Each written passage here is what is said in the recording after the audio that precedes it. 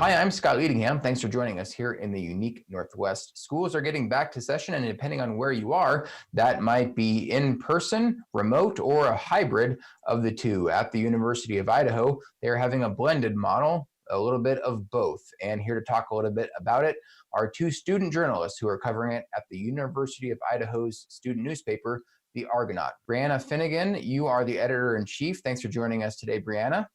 Thank you. And the news editor there is Alexis Van Horn. Thanks, Alexis. Oh, thank you. So starting with you, Brianna, the university is banking on this hybrid model, like I said, with some in-person, but it's set up. What is the full instructional model and the full health and safety plan going forward for this semester? So a lot of it has been based off of professors. The university has announced that they're doing this hybrid flex model. Some classes are completely in person, some are completely online. From the most part, from what I've seen, it's on the schedule, it says high flex, which basically means the professor has to decide how to approach that. A lot of my professors in those classes have decided to teach mostly online for those, with a couple of in-person instruction. So it's a lot more based on the class than an overall, this is how a hybrid class. Right, and I know that you've both been covering this over the summer since you were in Moscow during that time as well. And I'll just note that not only do you work together, you're also roommates there, so that hence the close quarters.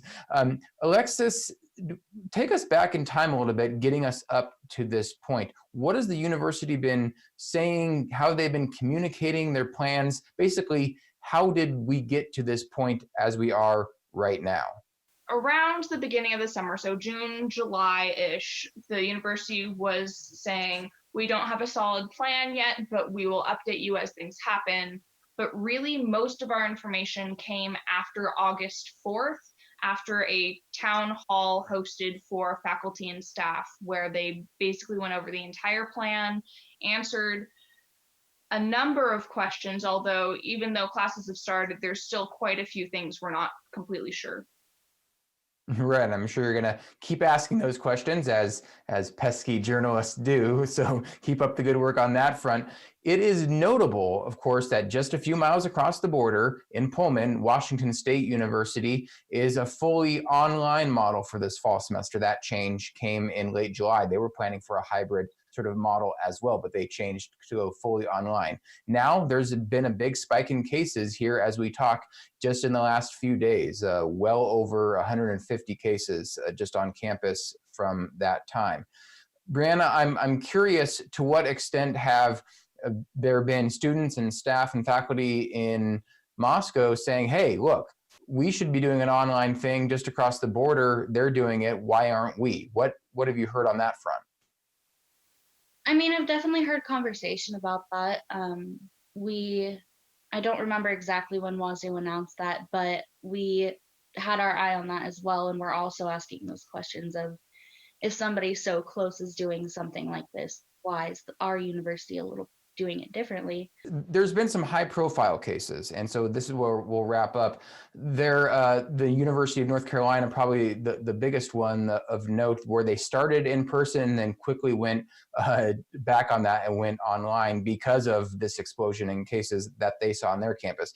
I'm curious, Alexis or Brianna, if you can talk to, what are the plans for the University of Idaho in terms of, do they have some sort of metric in place? If this happens, then we will go online. If some circumstances changes, then our campus will change. Have they talked about that? Is there a plan?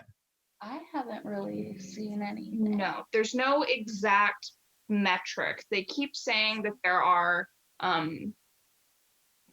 they're saying that they're monitoring many different factors, including positive test results, but they haven't said if we hit X number of positives or X number of deaths that we will close. They haven't said anything like that.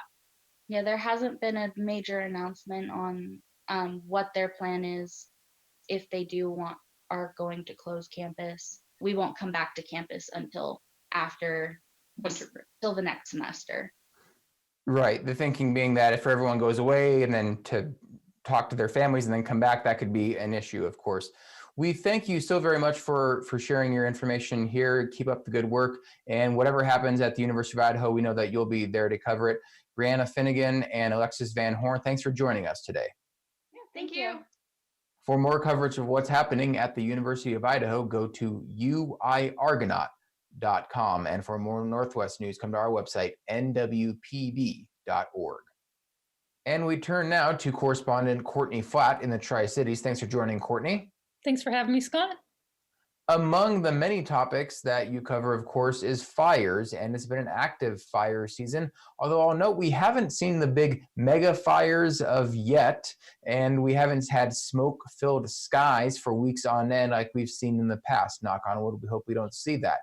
How have fire managers and forecasters described this fire season so far and going forward? So we started off pretty lucky this fire season weather-wise. July was a lot cooler, and that helped out a lot. Fires haven't really gotten that super out of control and threatened a ton of people and property at that point. But forecasters were worried about what would happen later in the fire season, and it turns out they were pretty right. For example, in north central Washington in the town of Omak, later in July, they had 6 days of 100-degree weather with virtually no precipitation. And that meant the vegetation was just really dry and ready to burn. And then when we went into August, there was a lot of bad fire weather, a lot of really strong winds. It was really hot, continued to be hot. There was a lot of dry lightning and still no precipitation. So that just really set the stage for a large fire to burn. And there was a large fire burn up in that region that you mentioned, sort of near Omak in Okanagan County, the Palmer Fire. And you covered it, and it got out of control there at the start. It grew pretty big, burned a number of structures, but it's gotten under control after about a week or so.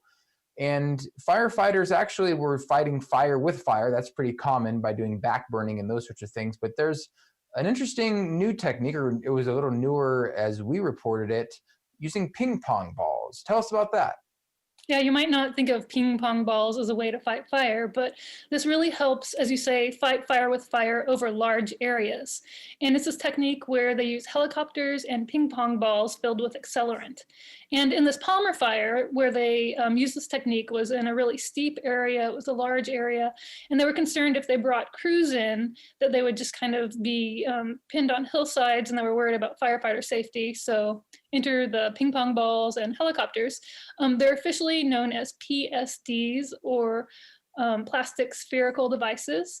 And they can be filled with different types of accelerant depending on what fire managers want to do, what kind of terrain they're in, and how fast they want the fire to burn.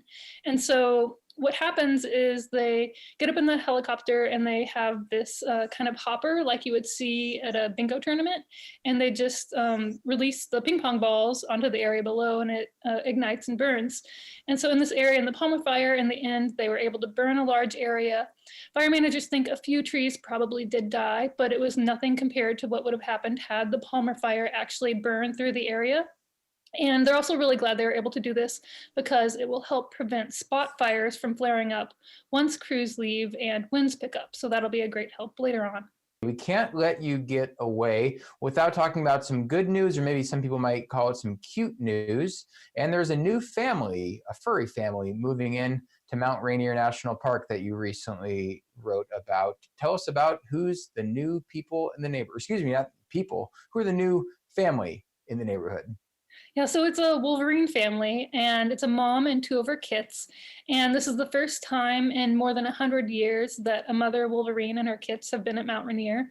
And it's good news for biologists and ecologists because wolverines are really picky about their habitat. They need large areas, and they need it to be really snowy and cold because when they burrow their dens, they actually burrow into the snow. And these are a lot of areas that are actually really threatened by climate change.